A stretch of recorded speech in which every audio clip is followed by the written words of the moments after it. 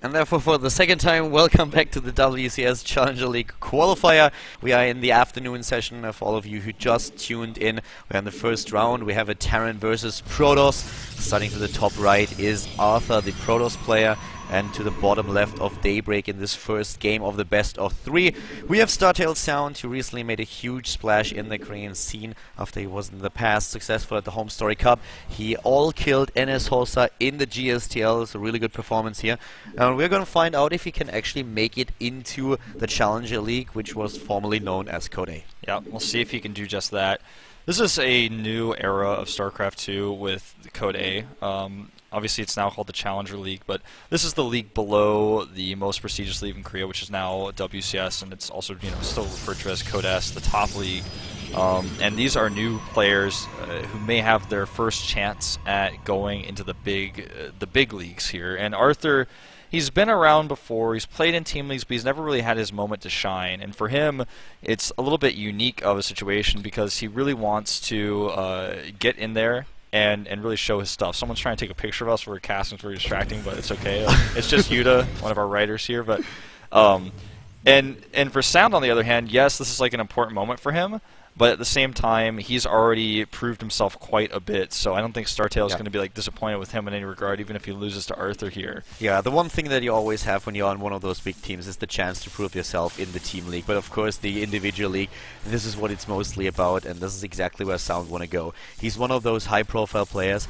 I actually personally feel it's a little bit sad that they meet each other in the first round, because both of them are players that I can definitely see playing in Code A.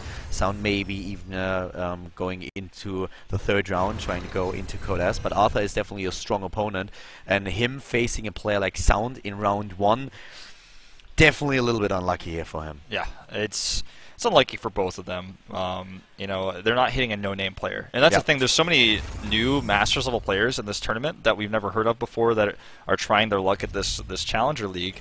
We have a quick command start going down for Sound, meanwhile. But just to go back on that topic, if you're Arthur, you're sitting there and one of your friends is playing against like some no-name guy who only has 1,000 points on ladder, and you're like, well, damn, I have to play against Sound. Yeah. He definitely knows who that is. So right now we have scouting going on for both of these guys. We already have the expansion for Sound, as mentioned. He did not take gas early on in this game. He's still occupying one of the Zanaga watchtowers. He wants to know if Arthur is trying to move out, because he realized, well, you didn't take an expansion yet, you have double gas, you could try to be a bit more aggressive. And as we say it, the mothership core is already on its way to the bottom left. So Sound just tries to figure out, what exactly are you going to do here? Yeah.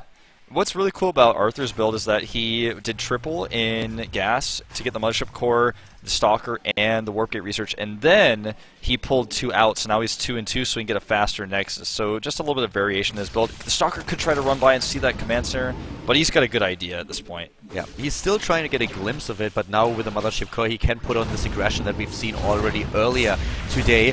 A lot of damage here already done to one of the supply depots. He needs to pull a couple of SCVs, and he needs to pull them fast. Yeah, it looks like he wanted to wait until the last second so they won't be targeted down as easily, but this is so annoying for him to deal with. We saw Jongbi do this exact same thing earlier today. On the exact same map. This is just something that you can do so well with how the map works. You always expect the supply depot to be here to set up this wall. So this position right here is very, very good to execute a bit of early game aggression while you're expanding, which is exactly what we see now at the natural. In the main base, of course, still more gateways going down. No robo just yet. Tried to have a run by past the bunker here, was unsuccessful. Now he's got the high ground vision lost. He needs to be careful, loses almost one of his stalkers. A lot of hit points gone. Yep, the Mothership Core is already on its way back. The SCV over here just confirmed that there is actually an expansion going down for Arthur. So Sound just trying to get as much information as possible. Yeah. Arthur's sending his stalkers around trying to find that SCV scout that walked by so that he can maybe clean it up.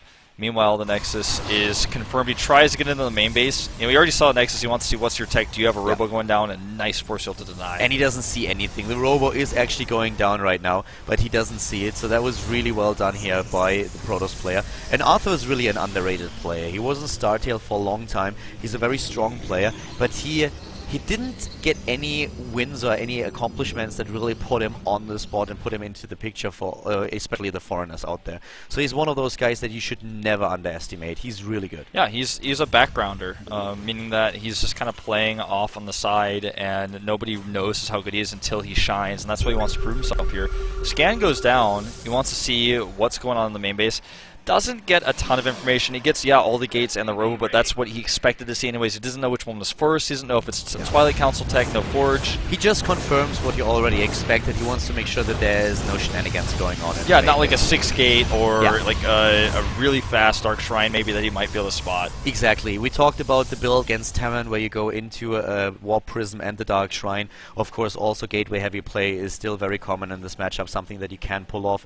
But that's not what Arthur is doing. Arthur is going into the robotic space, playing this a little bit more macro and late game oriented than his opponent, and now taking the double forge, whereas Sound, of course, with the first engineering bay that he has at the natural, is already going into the +1 attack upgrade. That's a really unique placement for his engineering bay too at the natural. It kind of walls off his minerals a little bit, makes it a little bit harder for Zealots to run in. Yeah, it's not like a full wall or anything like that, but he makes a little choke point there, which is quite nice.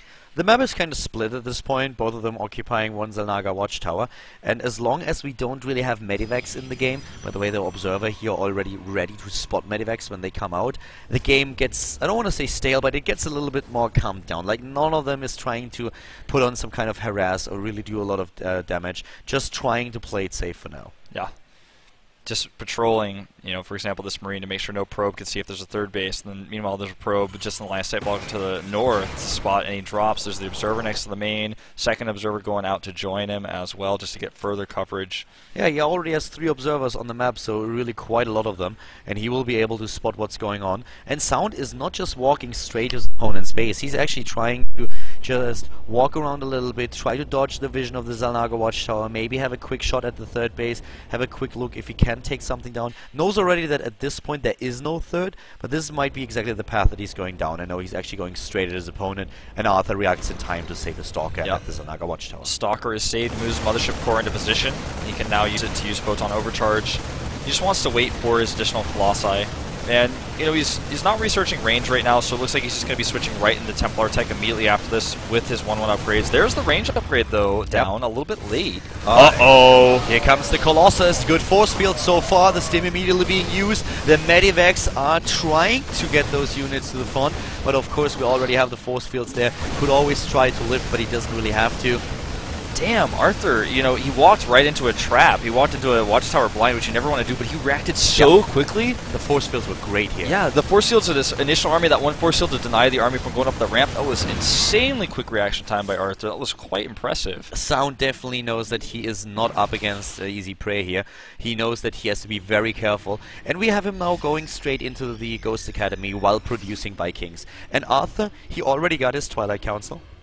We have him therefore with the access 2+2+2, which he immediately started as soon as his first armor upgrade was done. So both of them going kind of upgrade heavy, but Arthur with a double forge against Sound's one single engineering bay. Ooh, a fake drop goes down. He wants to show this to Arthur to make Arthur pull into the main, and he does. Yeah, really well done. Even forces the cannon to be used in the main base, so that means he can either use a cannon with the rest of his energy or one slow, but he can't do both. Yeah. It didn't really work for him, but the idea alone is already awesome. Just boosting those medivacs. He knows that there's one Observer, so he knew that, and he just boosted the medivacs into the vision of the Observer, but Arthur, he didn't fall for it.